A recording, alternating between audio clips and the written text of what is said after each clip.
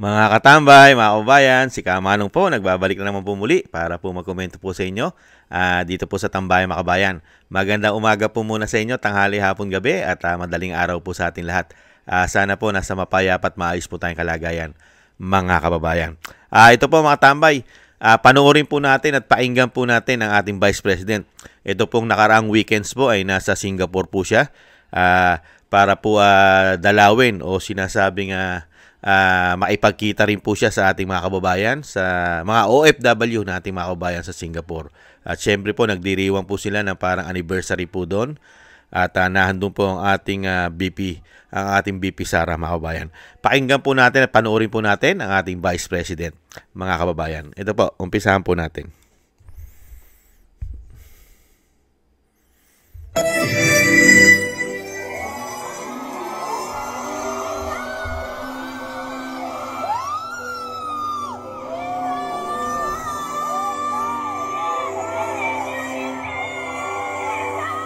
Pinagkakaguluhan po ang ating Vice President.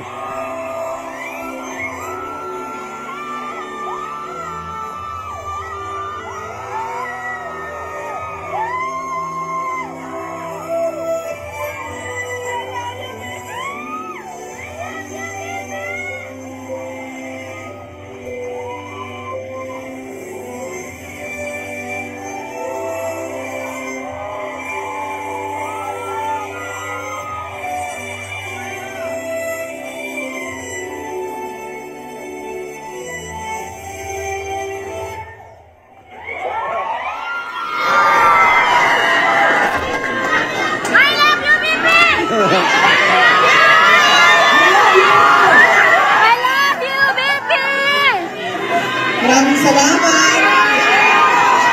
Magandang hapon sa inyong lahat. Magandang hapon. Mahal po kayo. Mahal namin kayo, kaya kami nandito. Mahal po kayong maupo muna.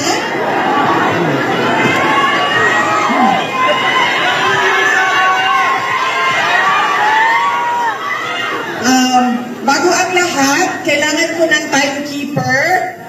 Dahil sabihin ako na kailangan daw yung oras na ilaan ko sa picture taking ay mas mahaba pa sa oras na ibibigay ko sa speech. Kailangan ko ng tigabantay ng oras. Kapag umabot na ako ng 45 minutes, bigyan niyo ako ng warning. Isang oras na yung speech ko, bigyan niyo ako ng timeout para mabigyan ko ng mas mahabang oras yung picture taking. Noted. At bago ang lahat, unahin ko po muna ang aking mga pagpapasalamat. Una, ang pagpapasalamat ko sa ating mga local organizers dito sa Singapore, mga Pilipinos na nagtatrabaho dito, na mga volunteers dito, na nagsabi na tutulong sila sa amin para mabuo yung pagsama-sama natin ngayong hapon na ito.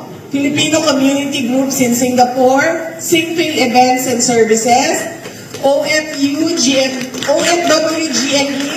Singapore, Sir Arnel and Susan Repeso,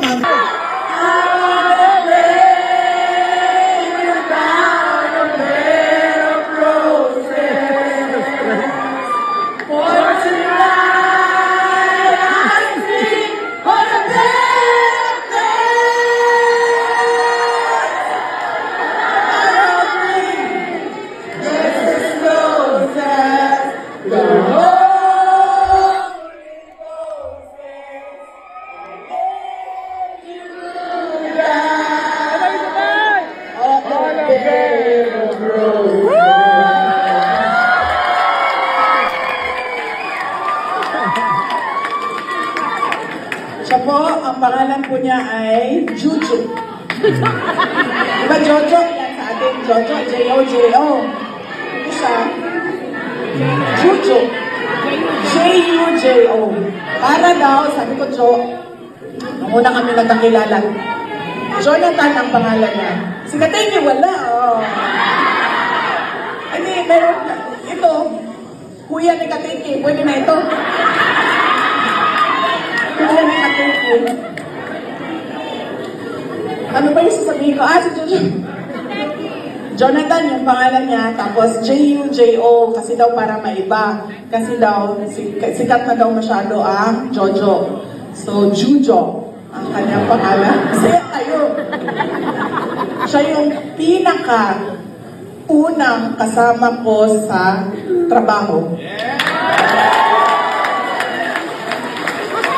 Pagkasama kami, dalawa lang kami nagsimula noon. 2006.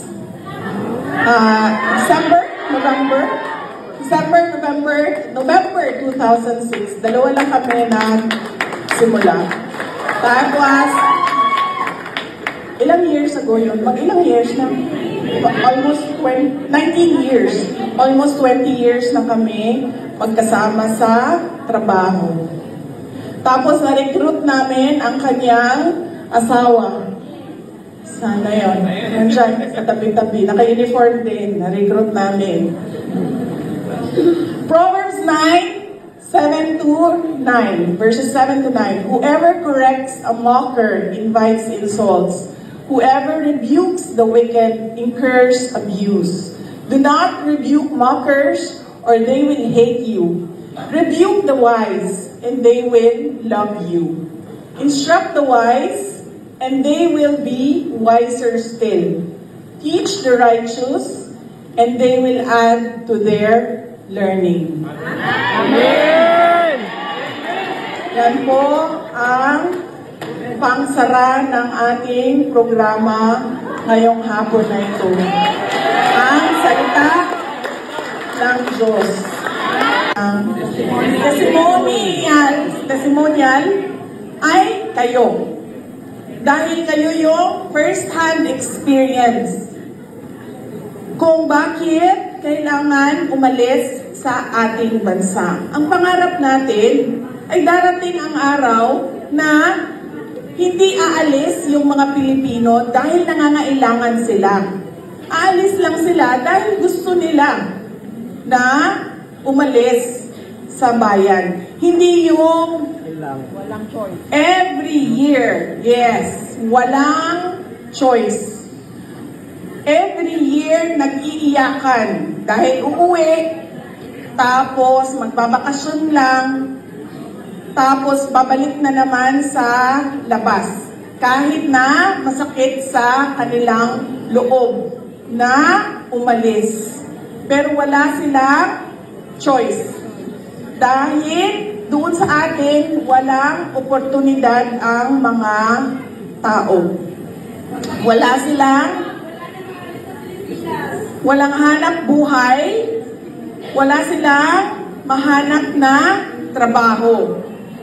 So yun yung dream natin para sa ating bayan. Na kapag ako, isang Pilipino, ayaw ko umalis. Gusto ko dito lang ako sa bayan. Dito ko palalaki sa Pilipinas. Dito ko palalakihin ang aking mga anak. Dito sila mag-aaral, magkakasama kami. Pamilya, okay lang. Dahil nakayanin mo sa trabaho mo doon. Hindi yung nag-iiyakan tayo taon-taon dahil masakit sa loob natin na umalis na naman ng Pilipinas. Dahil kung nandun tayo, sigurado ay hindi natin mabibigay yung pangangailangan at gusto ng ating mga mahal sa buhay. Ganun yung gusto natin na makita para pangarap natin para sa ating bayan. Darating ang araw na aalis tayo dahil gusto natin. Hindi dahil napipilitan tayo. At hindi yung... Yan, nag-commercial lang po sandali mga tambay. Ituloy po natin. Ito pa. Tapos na po pala mga tambay. Ayan po, ang pahayag po ng ating Vice President. Natapos na po pala. Yan po, nasa tuwan-tuwa po ang ating mga OFW, mga kababayan pa natin, ang ating po mga bayani. Ang ating po mga bagong bayani na OFW. Mabuhay po kayo dyan sa Singapore. Napakaswerte po ninyo at na nakita nyo po at meron pang libreng picture taking sa ating future Vice President. Sa future President po natin ang ating Vice President. Ang susunod po nating Presidente ng Republika ng Pilipinas. Kaya nga po pilit nilang pinababagsak yan dahil alam na po nila sa sarili nila na ang ating Vice President ang susunod po na Pangulo ng Republika ng Pilipinas. Kaya po pilit po nilang ginagawa ng paraan ang ating Vice President at ang pamilya Duterte na pabagsakin po para po wala na silang kalaban at manatili na sila ang kanila pong mga kaalyado sa gobyerno. Hindi po ba? Kaya lang, hindi po ipag-aadya yan ng nasa itaas ang ating Panginoon na manatili at maghari na maghari ang masasamang politiko sa ating bansa.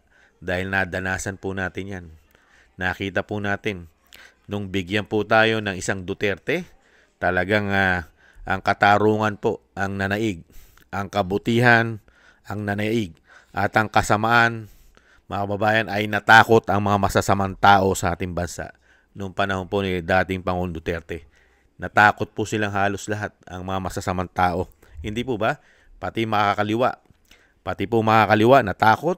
Di ba? Mga addictus, mga pulburon lord, di ba? Lahat po ng sindikato, mga terorista ay natakot po, mga kabayan. Lalo-lalo po ang mga magnanakaw na politiko ay nagkaroon din po ng takot sa ating bansa ng 6 na taon. Hindi po ba? Akala nga po natin nagtuloy-tuloy di ba? Nangihinayang po tayo. Talagang ganun po dahil nabudol po tayo Ang pinanghinayangan po natin, yung continue, hindi po na-continue. Dahil nga po napakahusay lang po palang magsalita ang nakaupo ngayon. Puro po salita lamang. Hindi naman pala kayang gawin at iba naman pala ang pinaplano sa ating bansa. Puro pang sariling interest lamang po pala umano. Ang mga kababayan, puro pabor po. Pabor po sa kanila at pabor po sa kanilang mga bolt at pabor po sa kanilang mga bulsa umano. Ang mga paggagawin pala nila sa ating bansa. Puro po pagpapayaman pala, mga kabayan. Kaya mabuhay ka po, Vice President. At alam po namin at alam po natin katulad po ni Kamanong na talagang ang suporta po ng ating mga kababayan sa buong mundo na may OFW ay majority po. Nakasuporta po yan sa mga Duterte. Lalong-lalo po ngayon sa ating Vice President na susunod na Presidente ng Republika ng Pilipinas. Hindi po ba? Kasi nga po, nahandyan na po kasi yung tatak. May tatak na po kasi. Nakita po natin yung ginawang serbisyo ng 6 na taon. At syempre, nakita po natin yung mga credential nila. Lalong-lalo po, pagka napunta po kayo ng Davao City. Hindi ba? Pag nakita nyo po ang Davao City at nakita nyo po ang sitwasyon at ang lugar at syempre po ang mga tao sa Davao City, ang mga nanunungkulan sa Davao City ay masasabi mo the best. At syempre, napakaganda ng tatak na may tatak Duterte. Hindi po ba? Lalong-lalo po sa good governance. Kaya po mga kababayan, ang ating Vice President po ay isama po natin lagi yan sa ating mga dasal at panalangin na maingatan po mga kababayan. Dahil napakarami pong talaga nagpapabagsak sa ating Vice President, mga kababayan.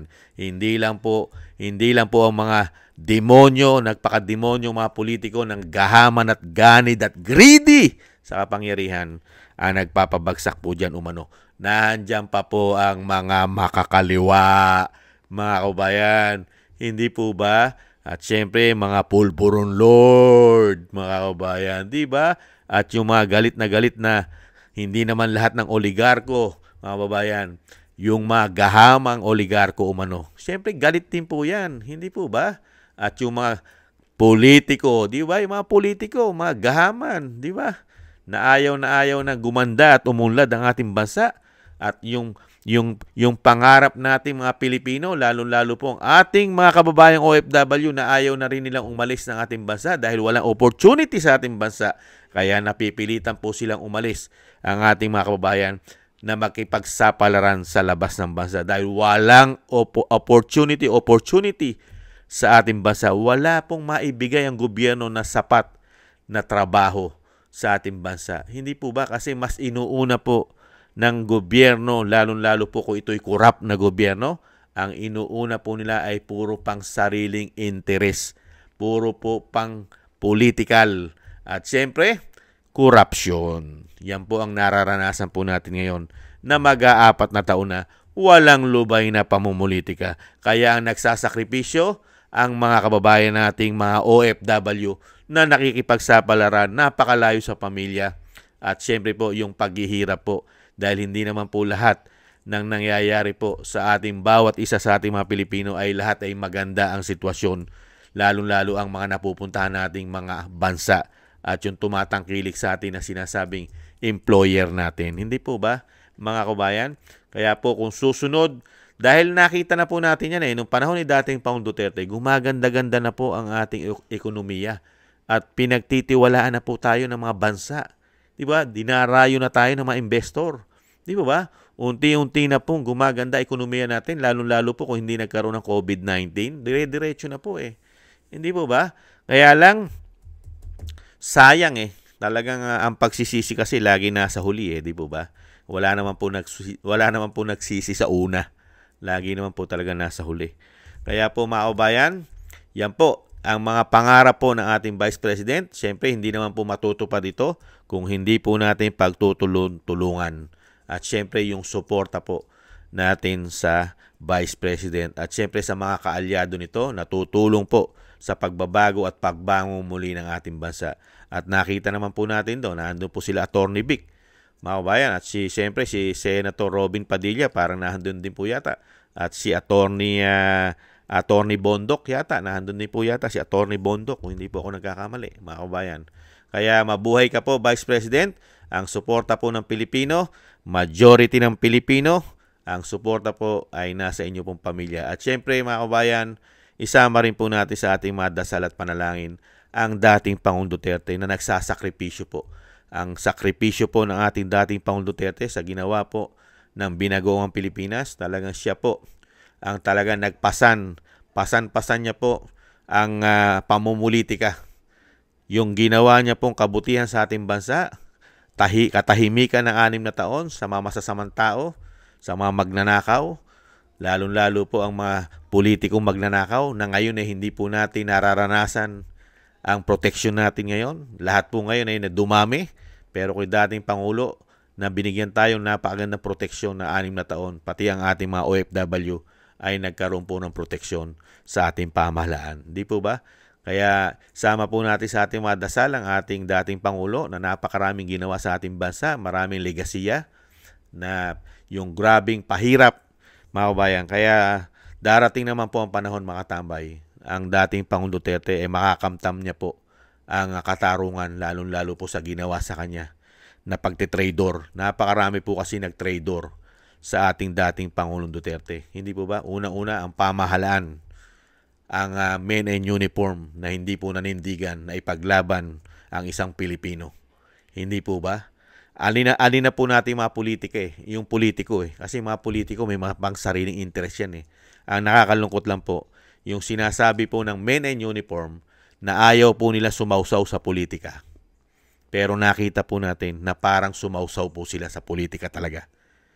Dahil yung soberenya natin at yung due process na dapat makamtan ng isang dating Pangulo ay hindi po nila ibinigay at hindi nila ipinaglaban ang dating Commander-in-Chief na sinasabi nila mismo ngayon na huwag silang isali sa politika. Pero sa nakita natin, parang kasali sila sa politika. Hindi po ba? Mabuhay po kayo, Vice President. Naidugtong lang po natin yun kasi ang nagsasakripisyo po ngayon kasi ng napakalaki rin po. Tayo po ay nagsasakripisyo sa kahirapan, sa dinudulot po ng pamahalaan, pero ang dating Pangulong Duterte ay napakalaki po ng kanyang sinakripisyo. Unang-una po, wala po siya sa ating bansa. Nakakulong po siya ron, malayo sa pamilya at limitado lang po ang mga po pwedeng makipagkita sa kanya. Hindi po ba? Talagang grabe po ang panggigipit. Ngayon po, talagang ginagawan po ng paraan ng ICC yan na hindi na po makalabas ang dating Pangulo. Ang tanging pag-asa na lang po natin na makalabas ang ating dating Pangulo, siyempre po, yung pagpalit po na administrasyon. Pag naging Pangulo na po ang ating Vice President, baka po maiba po ang sitwasyon, mga kababayan. At baka sana sila ang ipalit doon, mga kababayan. Naidugtong lang po natin dahil nakakasama po kasi ng loob ang nangyari po sa dating Pangulo. Nakakasama ng loob, mga kababayan. Yung taong tinulungan mo, sinuportahan mo, pati ang kanyang magulang ay naipalibing mo ng maayos sa libingan ng mga bayani. Pero sa kabila nun, yung tulong ng pamilya, tulong ng Vice President, na maluklok sila sa kapangyarihang muli, ay nabaliwala po dahil sa pagiging ganid, greedy sa kapangyarihan. Hindi po lingkod bayan ang ibinigay sa atin. Hindi po totoong lingkod bayan. Pang sariling interest lamang po ang ginawa nila at hangarin po nila sa ating bansa. Kasi kung totoong lingkod bayan po si BBM, magtatrabaho po siya. Yung trabaho po na ginawa ni dating Pangulong Duterte ay ihigitan pa niya yon. Kaya lang hindi po nangyari yon. Dahil iba po ang layunin nila sa ating bansa. Alam nyo na po ang ibig ko sabihin. Kaya mabuhay po kayo, Vice President. Kayo po ang pag-asa ng aming bansa, ng ating bansa, ang ating Vice President. At alam naman po natin na gagawin lahat ng ating Vice President na mapanagot ang dapat managot. Lalo-lalo po ang mga magnanakaw at hudas at taksil sa ating bayan, mga kababayan. Maraming salamat din po sa ating mga OFW sa Singapore. Mabuhay po kayong lahat. Talagang nakakainggit po kayo dahil nakakaharap nyo po at talagang meron pang remembrance na may iwan ang mga magkaroon po kayo ng sinasabing picture o selfie sa ating Vice President. Mabuhay po kayo mga OFW po natin sa Singapore at syempre po sa buong mundo na meron pong mga OFW na mga bagong bayani po natin yan. Mabuhay po kayong lahat. Shoutout po sa inyo lahat. Thank you po mga kabayan sa mga nagusto po natin tambayang mga kabayan sa YouTube at TikTok. At syempre po sa mga subscribers po natin at sa mga nagbibigay po ng tulong. Thank you po sa inyo. Shoutout po sa inyo lahat. Mabuhay po kayo. At syempre po yung panalangin at dasal po natin. Lagi po nating isama yan. Ipagdasal natin ang ating bansa na muli pong makabangon at matapos na po ang problema ng bansa, lalong-lalo po sa mga demonyo, nagpakademonyo po ng mga politiko at talaga nagpakasama po dahil po sa kapangyarihan at pera. Sana po mawakasan na po ito sa lalong mabilis at ang ating bansa kahit papaano po ay makabangong muli, mga kababayan. At syempre ang dasal po natin sa pamilya Duterte na maingatan po sila ang ating Vice President at ang dating Pangulo na maingatan po sila sa kapahamakan at madugtungan pa po ang buhay at kalakasan ng ating dating Pangulo at makalabas na po siya sa lalong mabilis. Maraming salamat po sa mga dasal. At syempre po yung dasal po natin sa ating mga sarili na maingatan po tayo, syempre po, at ang ating buong sambayanan. Napaka-importante po yan mga kababayan. Thank you po mga kababayan. Sa muli po, maraming salamat po. Ingat-ingat po. Tiis-tiis lang po tayo. Bye-bye.